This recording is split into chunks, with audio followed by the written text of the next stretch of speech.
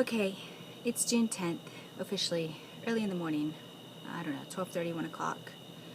The day after I gave you the last update, my mom had to get a blood transfusion. She got 2 pints of blood because her hematocrit levels were low, which means that the red blood cells that carry oxygen to your blood were just under where they needed it to be at. So that took a few hours. That was Wednesday. Thursday they did a CT scan, and the doctor did not like what he saw.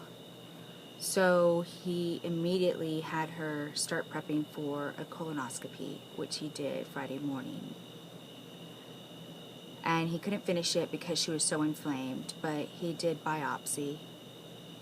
And so they're going to test for cancer and Crohn's disease, which Crohn's disease by itself is an autoimmune disease, but it can also couple with lupus.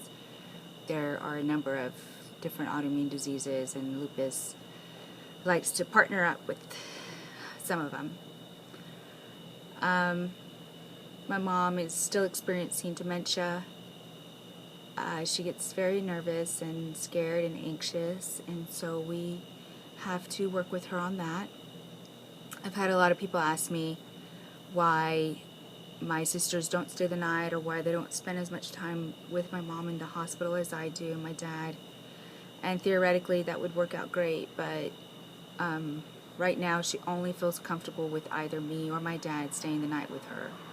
And even like that, I have to convince her to let my dad get some rest, and when I get there, she's worried that I'm going to leave, that I'm going to go back to the Woodlands, and of course I have to reassure her that I'm not, that I'm going to stay by her side. So this has been quite an experience. The body functions as a machine more than a person, and so it doesn't consider what you're going through, it doesn't consider what my mom is going through, it simply functions the best it can. And so there can be accidents, and there are times when she's very frustrated and her dignity is compromised, and so she wants someone whom she can trust, who she feels very comfortable with, who knows what's going on, and who can be her advocate. And so when she asks you to stay, you stay. And I'm happy to do it. Yesterday they had to give her some potassium, and they did it via orally.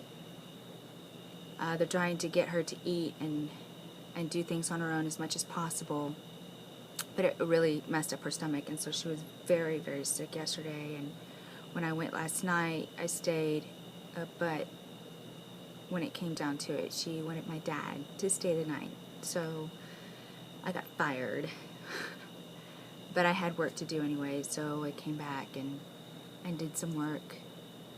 She still can't move her legs or her arms. She can't get up to use the restroom.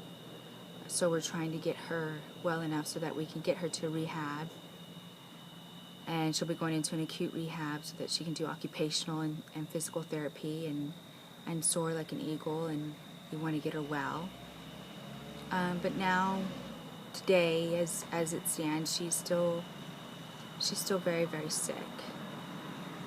I'm sitting outside of the house that I rent a room at, so there's some activity behind me. But that's where we're at, and my dad has been wonderful. He will not allow anything but positive thoughts, and it helps her. So a lot of encouragement, a lot of motivating words, and a lot of prayer, and we're going to get her out, and she's going to get better. So I will talk to you later.